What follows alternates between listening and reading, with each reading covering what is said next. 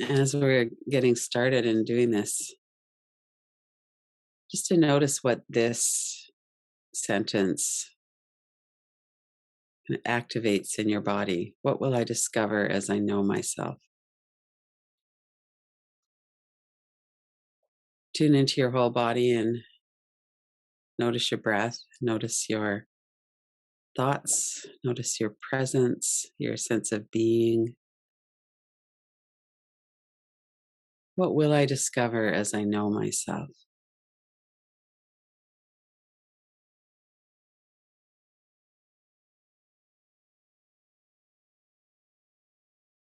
So in January and February, we're really focusing on some of Deb Dana's wonderful practices from her course, That Sounds True, Befriending Your Nervous System, and her book, Anchored. Her website, rhythmofregulation.com, is a wonderful resource. She works very closely with Dr. Stephen Porges. And one of these quotes that I kind of am using as a theme is polyvagal theory is the science of feeling safe enough to fall in love with life and take the risks of living. And living is always risky. When we think of the vulnerability of a child, of ourselves as children, and our vulnerability as adults. We live in these mammal bodies. Our bodies are vulnerable. And we live in relationship with ourselves and with each other. It's not an easy thing to be a human being, that's for sure. And yet here we are. Just as a review, the ventral ladder, and in a moment we'll go into the circle as well. When we're at home in ventral vagal, we feel well regulated, connected.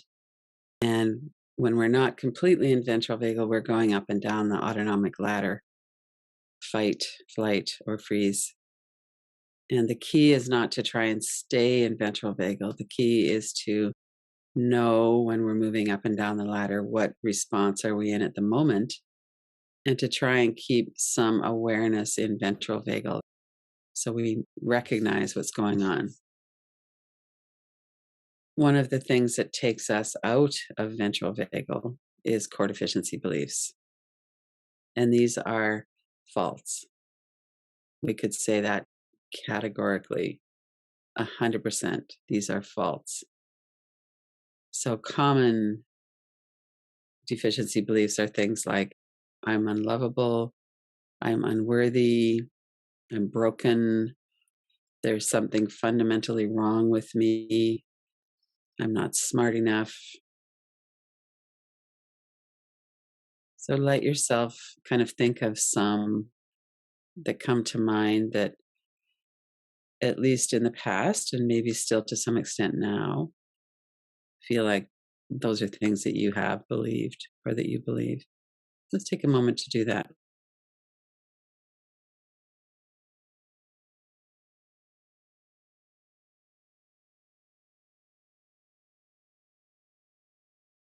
And let the words come in,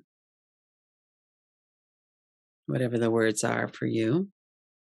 Unlovable, unworthy. And it might get a little bit more detailed, like, I'm not worthy of protection. I'm not worthy of being included. And notice how these beliefs are based on experiences that we've had.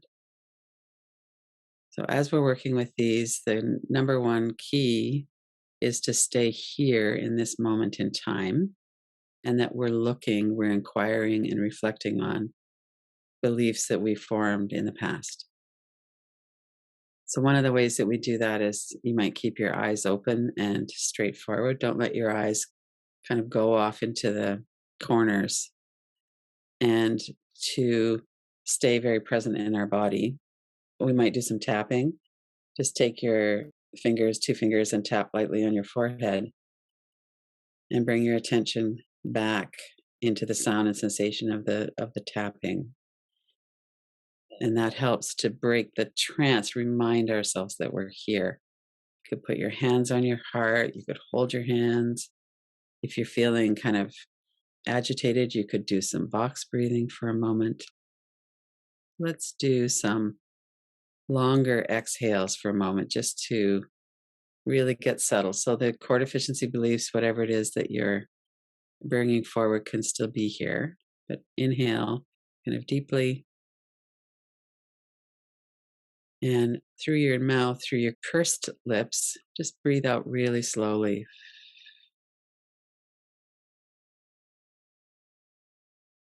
A deeper inhale.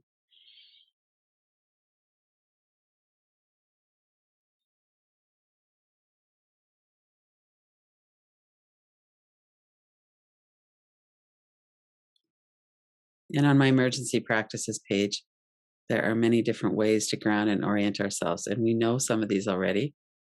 So as you're doing this particular inquiry, it's really important to activate those practices sometimes.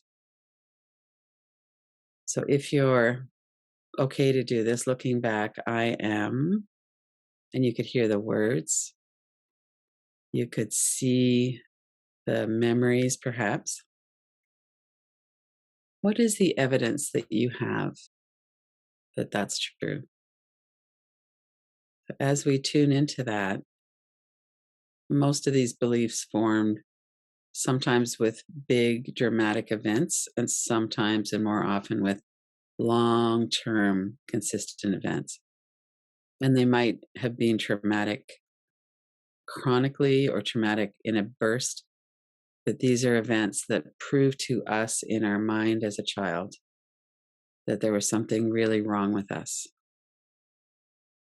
So let's see if we could bring up the evidence, even as we're here in this moment as an adult, and we know that these beliefs are not true. Our conscious mind knows this. We maintain our foot in ventral vagal by remembering that as an adult. We know that these aren't true. So, what we're doing is looking for evidence that led us to form that belief in the past.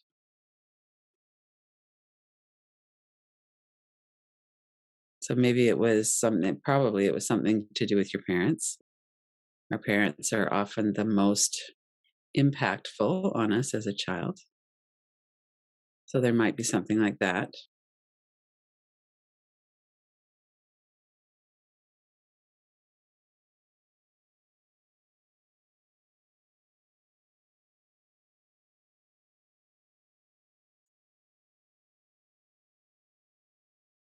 It might have been events at school with other people. So if we were treated a certain way and we interpreted that as whatever we interpreted it as, then that's how we form beliefs. So it could be something like nobody paid attention when you walked into the room, when you came home from school, or when you woke up in the morning. It was like you were being ghosted in your family.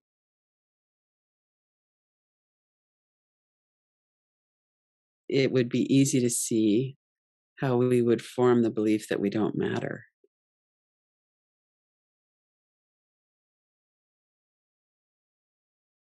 Or it could be something emotional, like it was okay, I was included as long as I wasn't crying or complaining.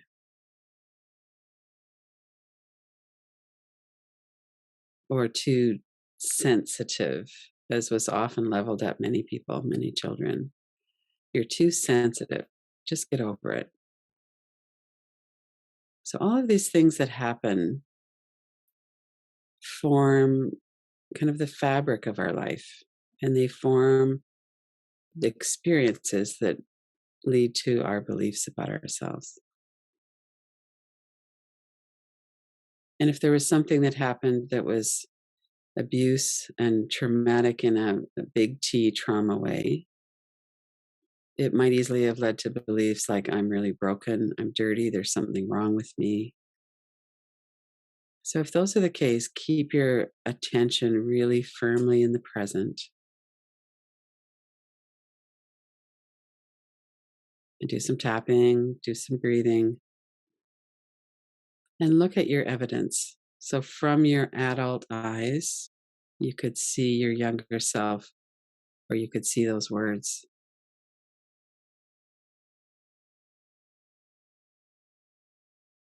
And do some tapping, do some breathing. So, what we're doing here, and we're going to move away from this in just a moment, we're really looking to see this was my experience, and these were the beliefs that formed.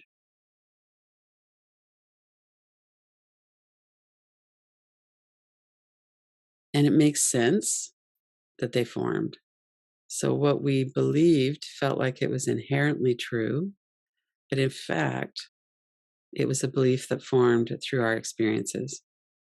And then, of course, the big thing that happens with a child is that we take on the blame so that we don't have to blame our parents.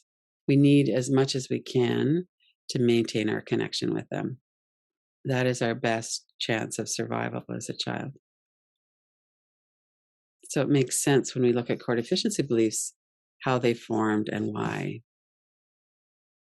So let's step back from looking at the evidence and make a connection directly with the part of ourselves that formed this belief. And if you were to kind of tune into that in your body and speak directly to that part of you. I appreciate that you tried to make sense of life when I was a child by taking on the blame and the fault. I know that you protected me, and that was always your intent. Your intent was never to harm me. I formed this core deficiency belief to protect me.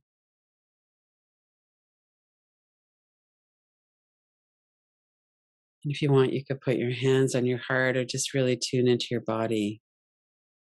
In my heart, I know these were never true. I felt a certain way. I felt unlovable. I felt not included, or whatever your experience was. And it was never true. And your mind might be arguing, it might be bringing up some of that evidence. The truth is, that it was never your fault. What happened to you as a child was not your fault. And if you had one or more adults in your life who you could count on and who you were really attuned with and who knew you and cared about you and were able to help, when you ran into trouble or had those experiences, for instance, if you were bullied at school and you came home upset, you would have been connected with, they would have helped you to feel safe. Even a really traumatic experience doesn't necessarily turn into a core deficiency belief. It happens because we're left alone with our very limited child development and child brain and child resources, which are really not much. We don't have a lot of agency as a child. And we formed those beliefs and we made it through.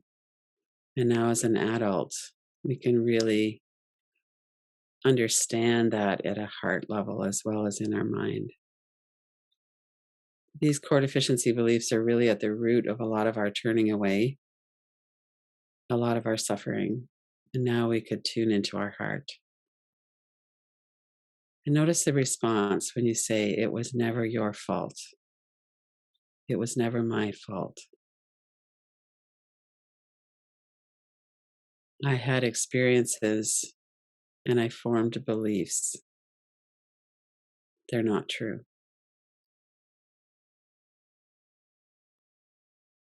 And then take some breaths, release that. You could shake it out of your arms and hands if you want. So we were going back to these circles with the dorsal, the freeze in the middle, the sympathetic, which is our fight and flight, in the next ring out.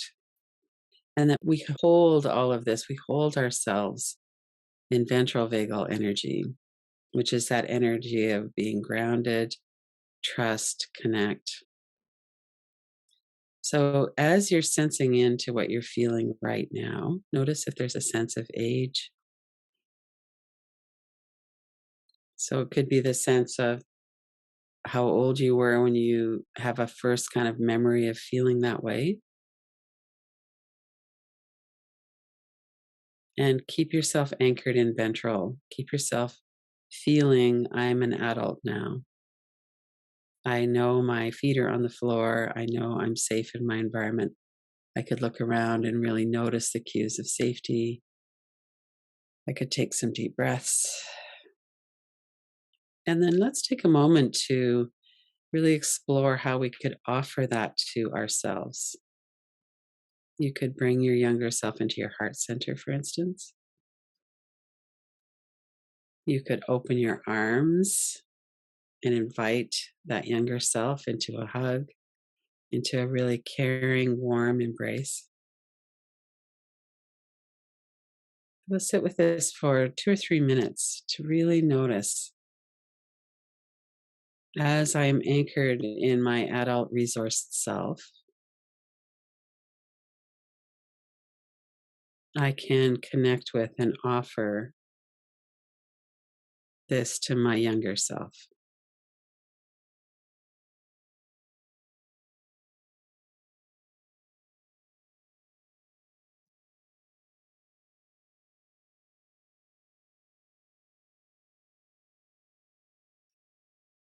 You could have your eyes open or closed. Do this in a way that feels genuine for you. It might not be your heart center, it might. How could you connect with that younger self and really let them know that you're here? Even though your experience as a child was that you were not protected or attuned with or loved or cared about the way you needed to be, that right now you're offering that warm, connected energy of your adult self with open arms.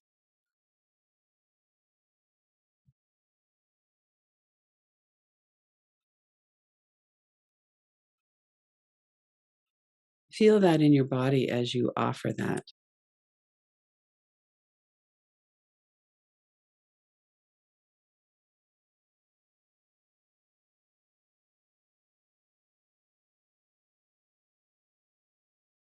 And then feel into that younger part of yourself. What does it feel like in your body to receive that invitation? To feel that open hearted, open armed welcome of your adult self.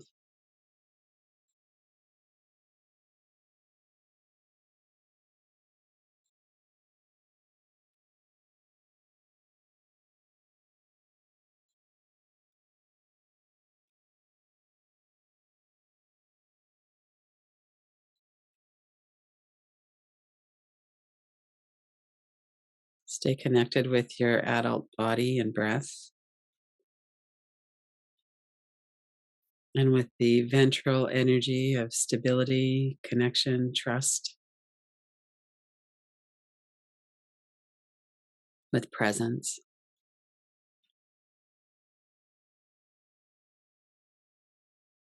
And then really feel into that from the experience and the perspective of that younger self. What does it feel like to receive that invitation, that really genuine, warm, heartfelt invitation from your adult self?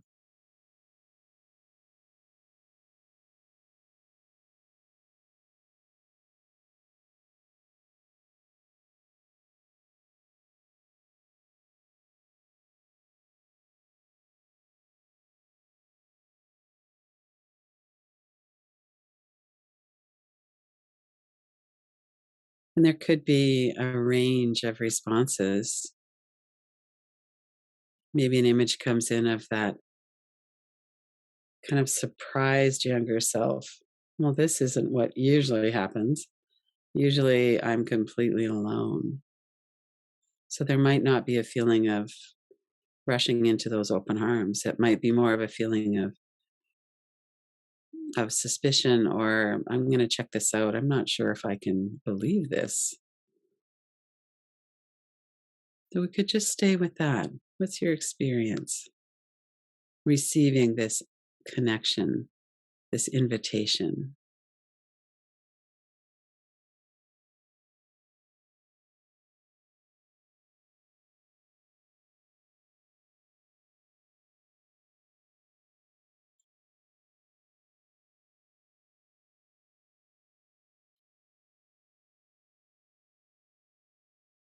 We can stay with this for a little while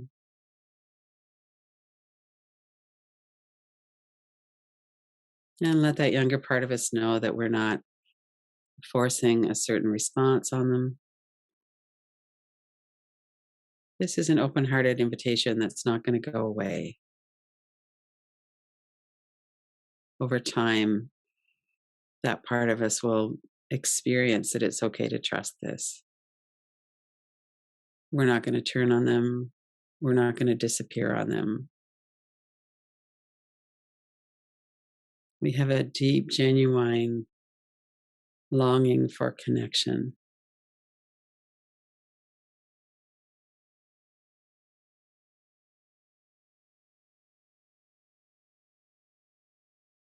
And really feel that from your younger self.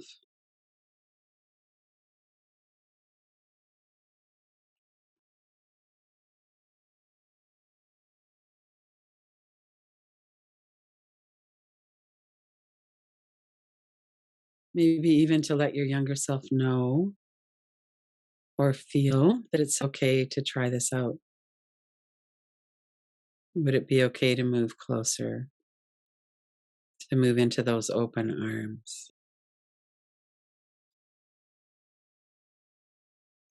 And no pressure.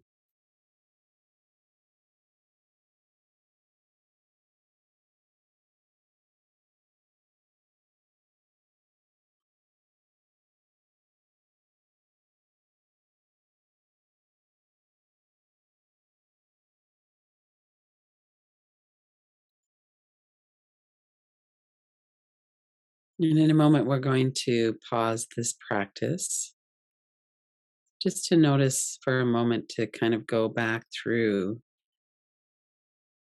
to notice what your experience was and is. We started off looking at these core deficiency beliefs and the evidence that we have for them. For the last several minutes, we've been connecting with this ventral energy, this resourced adult self, and feeling into what is it like for that younger part of ourselves to receive this invitation for connection.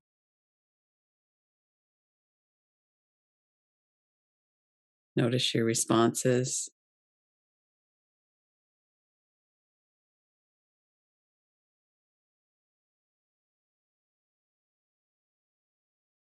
And then bring your hand to your heart if you want again, just to really let your younger self know this is long term, this is genuine. You're not going to disappear. You really want them to be able to come into connection. You're offering that.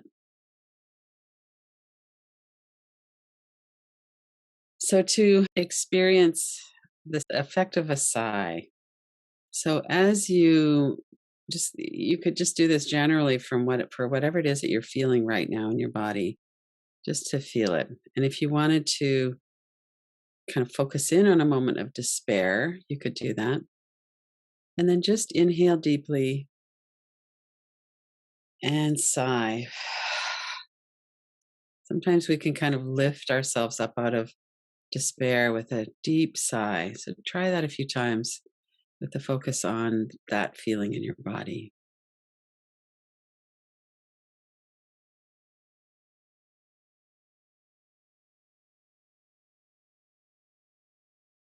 And then bring to mind something that frustrates you, and notice how the energy of that feels in your body. And again, let out a sigh now of frustration to release some of that energy. Might be a bit of a different feel to that.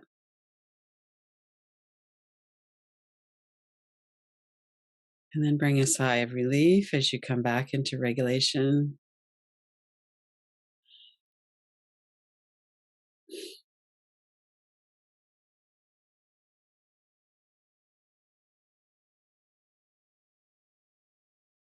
And perhaps a sigh of contentment as you savor that experience. Hmm.